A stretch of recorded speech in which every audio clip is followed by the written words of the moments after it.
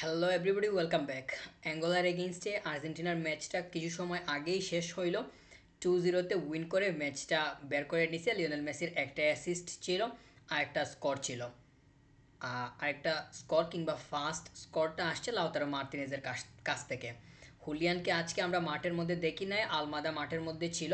পেনিচেলি তারপরে আসছে, হুলিয়ানকে উঠায় নেওয়া হয়, লিওনেল মেসিকে উঠায় নেওয়া হয় একদম 86 মিনিটের দিকে।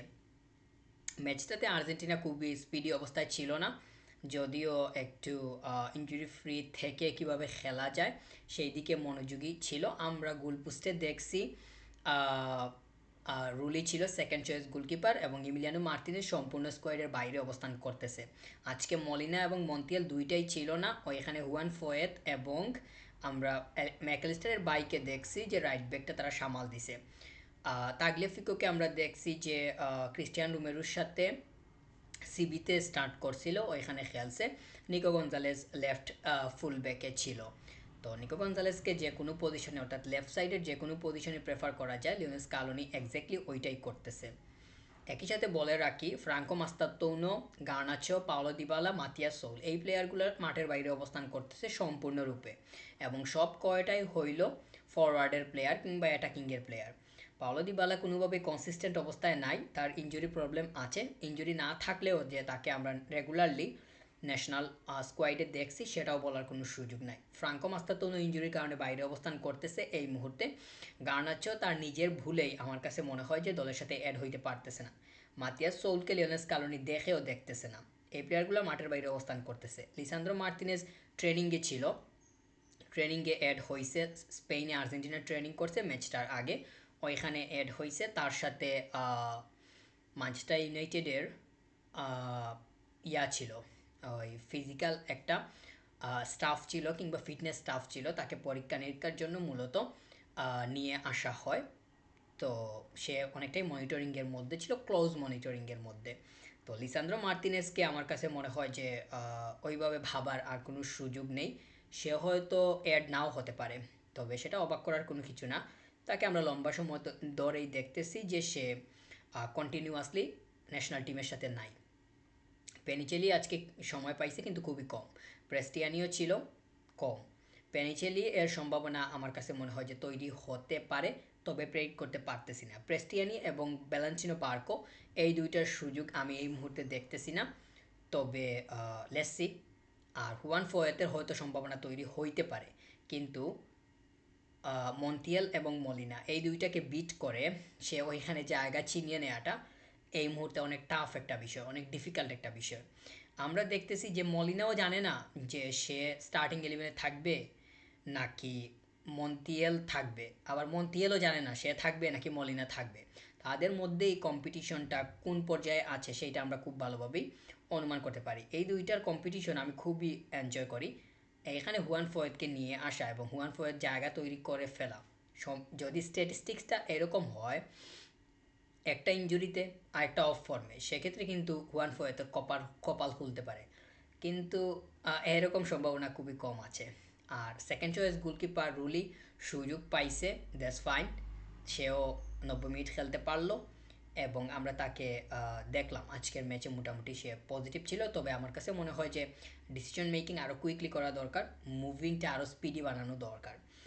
আর লিওনেল মেসি এর আজকে দুইটা শ্যুট ছিল, যে এই দুইটা অফ টার্গেট হয়েছে। আমরা ফার্স্ট হাফে দেখছি একটা রাইট ফুটের ছিল, যেইটা উইক ফুট বাইরের দিকে গেছে, এবং সেকেন্ড হাফে আমরা দেখছি একটা উপরের দিকে গেছে। যেটা স্কোর পাইছে সেটা অন টার্গেট ছিল। ওই দুইটার একটাও যদি অন টার্গেট থাকতো সেক্ষেত্রে স্কোর পাওয়ার সম্ভাবনা তৈরি হইতো। আজকে হুলিয়ানকে আমরা পাই নাই, এটা খারাপ না। এখানে লাউতারও খেলছে, ফাইন। আর আলমাদা স্টার্ট করছিল, আলমাদা যেভাবে খেলতেছে, এবং জুলিয়ানো সিমিউনোকে আমরা দেখি নাই। আলমাদা এবং জুলিয়ানো সিমিউনে এই দুইটার আমার কাছে মনে হয় যে জায়গা মোটামুটি কনফার্ম, এদেরকে নিয়ে সংশয়ের আর তেমন কোনো সুযোগ নাই। তবে ফ্রাঙ্কো মাস্তাতুনো এবং গার্নাচো এদের সম্ভাবনা খুবই কম। ফ্রাঙ্কো মাস্তাতুনো হয়তো আমরা দেখব যে সে ইনজুরি ফ্রি হয়ে গেলে দলের সাথে অ্যাড হইতেছে। সামনের স্পেনের এগেনস্টে ম্যাচ আছে, যেটা হইল টাইটল ডিসাইডিং একটা ম্যাচ। ফিনালিজিমার ওইখানে লিওনেল মেসি, তো তা আর্জেন্টিনার সামনে ভালো একটা সম্ভাবনা আছে।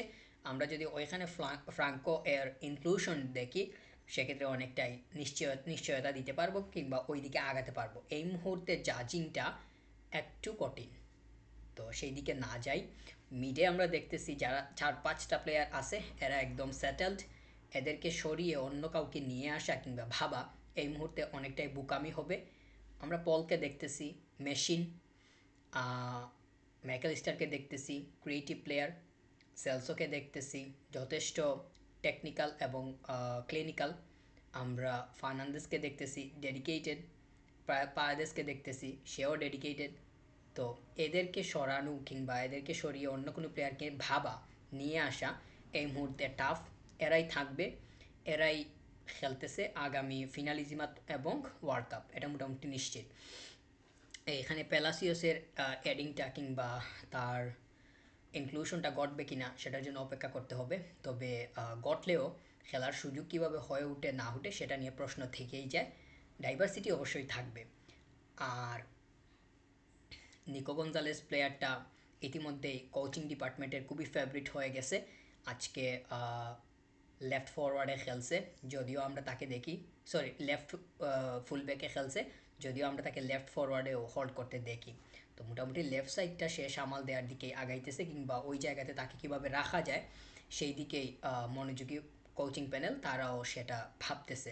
প্লেয়ারটা আসলে এইভাবে এত ডাইভার্ট হয়ে খেলতেছে, তাকে লেফট ফরওয়ার্ড হোক লেফট ব্যাক হোক যে কোনো পজিশনেই রাখার দিকে লিওনেল স্কালোনি আগানোর পেছনে অন্যতম একটা কারণ হইল তাকে যেভাবে ইনস্ট্রাক্ট করা হয় সে খুব ভালোভাবেই সেটা জাজ করতে পারে, মানে খুব ভালোভাবে ক্যাচ করতে পারে, খুব ভালোভাবে সেটা কীভাবে এক্সিকিউট করতে পারা যাবে ওই দিকে আগাতে পারে।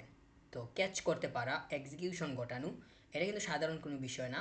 আমরা অনেক প্লেয়ারকে দেখি যাদের মাইন্ড অনেক শার্প কিন্তু প্ল্যানিং বুঝতে পারলেও এক্সিকিউশনে প্রবলেম হয়। নিকো গঞ্জালেজের বেলায় কিন্তু এইটা অনেকটাই তার লাকেও ফেভার করতেছে। তার যে সৃষ্টিকর্তা আছেন কিংবা গড আছেন আমার কাছে মনে হয় যে তার সাথেই আছেন। সে যেভাবে খেলতেছে আমরা তো তাকে প্রতিটা ম্যাচে দেখতেছি যে সে একদম মাঠের মধ্যে থাকতেছে। এটা অনেক বড় একটা বিষয়, কারণ এই মুহূর্তে অপশনের অভাব নেই আর্জেন্টিনাতে। এত অপশনের মাঝেও সে যে তার নিজেকে খুবই স্থায়ী রূপে রাখতে পারতেছে কিংবা একটা স্থায়িত্ব দিতে পারতেছে, এটা কি সাধারণ কোনো বিষয়? আমার কাছে মনে হয় না। এটা একটা এক্সট্রা গিফটের মতো, গড গিফট বলা যাবে। সে যে মাঠের মধ্যে থাকতেছে, তার স্থায়িত্ব গড়তেছে, এইটা হইতেছে গডের কাছ থেকে, মানে তার গডের কাছ থেকে পাওয়া তার একটা গিফট বলে আমি মনে করতেছি। আর সামনে আসতেছে ফিনালিজিমা, ওইখানে লিওনেল মেসিকে আমরা পাবো ফিট অবস্থায়। হুলিয়ান লাউতারো দুইটা থেকে একটা নাম্বার 9 পজিশনে স্টার্ট করবে। পেনিচেলির ইনক্লুশনটা তখন ঘটে কিনা তখন সেটা দেখতে হবে। আমার কাছে মনে হয় যে আমার কাছে কিছুই মনে হয় না, এই মুহূর্তে প্রেডিক্ট করতে পারতেছি না বা প্রেডিকশনে যাইতেছি না। আলমাদা এবং জুলিয়ানো সিমিউনে এই দুইটা আমার কাছে মনে হয় যে থাকবে, এদেরকে নিয়ে প্রেডিক্ট করতেছি। আমরা তো দেখতেছি যে তাদেরকে চিন্তা করা হইতেছে। মাঝখান নিয়ে তো বললাম আজকের ম্যাচটাতে আমরা যদিও হুলিয়ানকে দেখি নাই এবং জুলিয়ানো সিমিউনোকেও দেখি নাই, আর মলিনাকেও দেখি নাই। তো এই প্লেয়ারগুলো অ্যাড হবে এটা মোটামুটি নিশ্চিত। যারা মানে সুযোগ পায় নাই তাদেরকেই সুযোগ দেওয়া হয়েছে, তাদেরকে একটু কীভাবে বাঁচিয়ে দেখা যায় একটু পরীক্ষা নিরীক্ষার জন্যই আগাইছে লিওনেল স্কালোনি। লেটস সি সামনে কীরকম হয়। আর্জেন্টিনার রিশেপিংয়ের মধ্য দিয়ে যাইতেছে, এই রিশেপিংটা আসলে কোন পর্যায়ে গিয়ে থামে সেটা হবে গিয়ে একটা দেখার বিষয়।